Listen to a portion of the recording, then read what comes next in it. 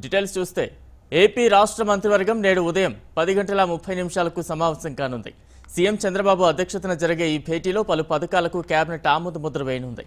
ప్రధానంగా రైతులకు సంబంధించిన పలు కీలక అంశాలకు కేబినెట్ గ్రీన్ సిగ్నల్ ఇవ్వనుంది.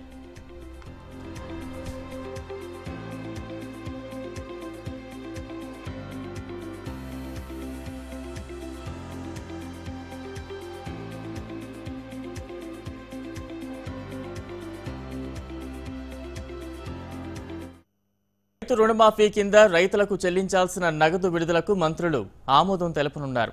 రుణమాఫీ కింద సుమారు 7,500 కోట్ల రూపాయలు రైతులకు ప్రభుత్వం విడుదల చేయాల్సి ఉంది. దీనికి సంబంధించి 2 విడతల్లో రుణమాఫీ చెల్లించేలా ప్రభుత్వం నిర్ణయం తీసుకుంది.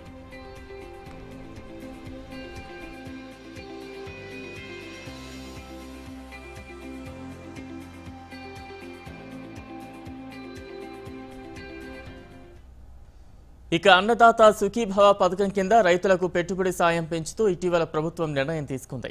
ఈ నిర్ణయానికి కేబినెట్ ఆమోద ముద్ర వేయనుంది. మరోవైపు అర్చకులకు సైతం అన్నదాత సుఖీభవ వర్తింపచేయాలని ప్రభుత్వం నిర్ణయించింది.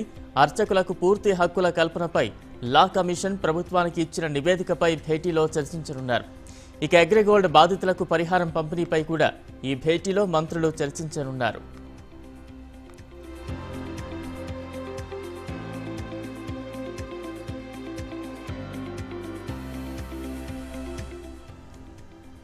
ఇక పలు సంస్థలకు భూ కేటాయింపులు సహా ఎక్సైజ్ కానిస్టేబుళ్ల పదోన్నతులకు గ్రీన్ సిగ్నల్ ఇవ్వనున్నారు. 20 ఏళ్ల సర్వీస్ దాటిన వారికి హెడ్ కానిస్టేబుల్గా పదోన్నతి కల్పించనున్నారు. దీనివల్ల కానిస్టేబుల్స్ నుంచి హెడ్ కానిస్టేబుల్స్గా సుమారు 1,259 మందికి పదోన్నతి రానుంది.